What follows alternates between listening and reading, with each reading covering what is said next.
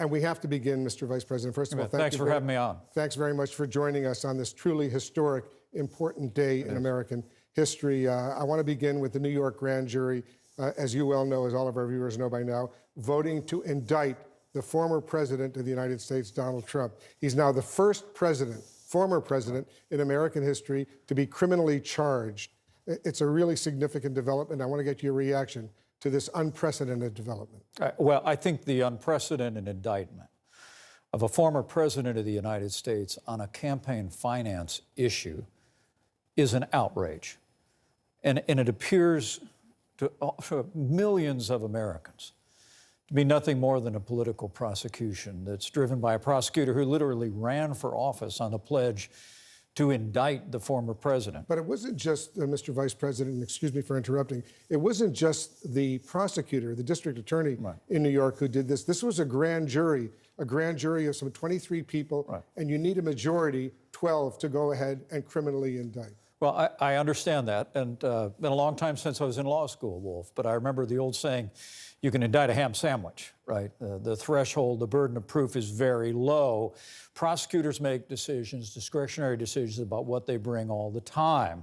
Federal prosecutors passed on this. The Manhattan DA initially delayed it, passed on it. But when you have an attorney general in New York and a Manhattan DA that targeted one particular American in their campaigns, I think that offends the notion of the overwhelming majority of the American people who believe in fairness, who believe in equal treatment before the law. And this appears to be just one more example, Wolf, of the kind of two-tiered justice system that the American people have had enough of. But your Justice Department, the Trump-Pence Justice Department, as you well know, they charged Trump's former attorney, Michael Cohen, over these very same payments and said he made them, and I'm quoting now, from the Trump Justice Department, in coordination with and at the direction of Donald Trump.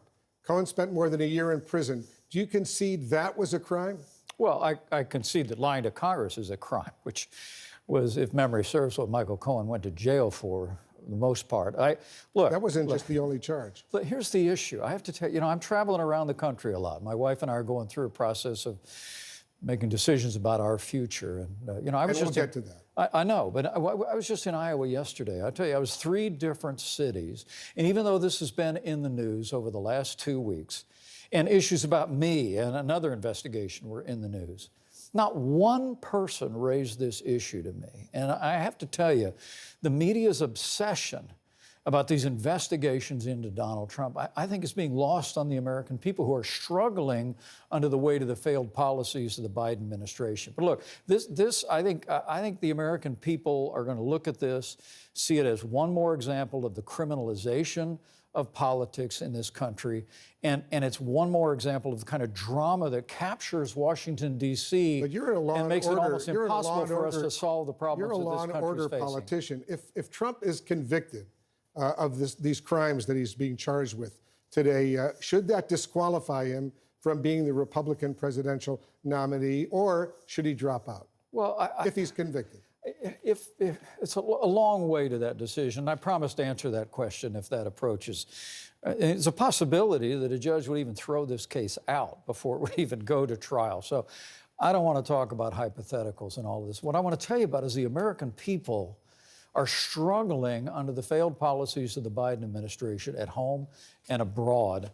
And in an open forum in Iowa, where the caucuses take place, where the national conversation has always begun historically about the future leadership of the country, this never came up. I mean, I honestly have to tell you that I think this is an outrage, but I also think at a time when the American people are struggling so much, that this will only further serve to divide our country. And Wolf, you're seen all over the world.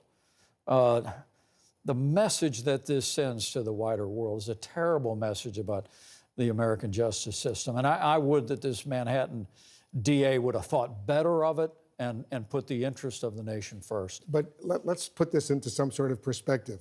Trump, as you well know, he has been warning we could see what he calls death and destruction if he faces charges. Now that he has been indicted, how worried are you about the potential for violence. And you saw the potential for violence, the real violence, and you were there on January 6th. Right. Well, there's no excuse for that kind of rhetoric on either side of this debate. And there's really no reason to be calling for people to be protesting over it as well. I think, look, I know President Trump well, and I know President Trump can take care of himself in the courtroom, and he ought to focus on that right now. But I got to tell you, this is going to be outrageous. You agree, though? His language is outrageous. Well, look, the harsh language on either side of this is unacceptable, including that. But I want to say to you, I really do believe that this decision today is a great disservice to the country.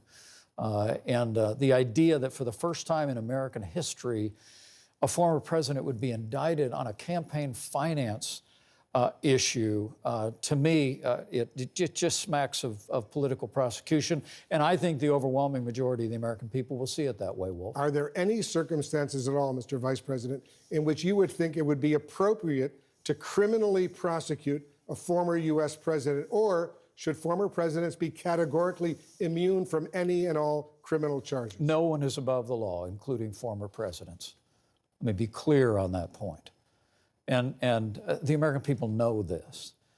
But in this case, and a controversy over campaign finance, I can't speak to the merits of this case at all, but I can speak to the issue emanating out of a question over campaign finance should never have risen to the level to bring an unprecedented and historic prosecution against a former president. So should Trump have been treated differently than Michael Cohen, who went to jail for doing this? Well, Michael Cohen went to jail for lying to Congress.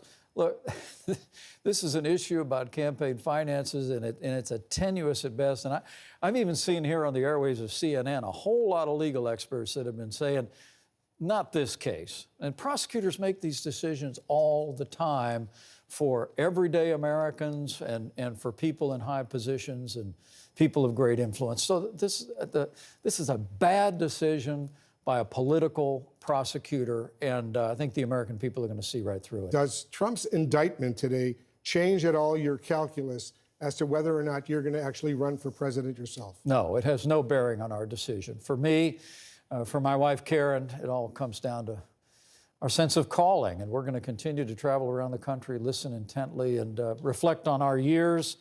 And I've known you all those years, Wolf. My years in leadership in the Congress, my years as governor of Indiana, and 4 years as Vice President of the United States, creating a record in an administration that, while it did not end well, I'll always be proud of the record of the Trump-Pence administration. We're going to reflect on all of that and decide where we might next contribute to the life of the nation. We'll get to your decision-making on whether to run in a little while, but let me follow up on these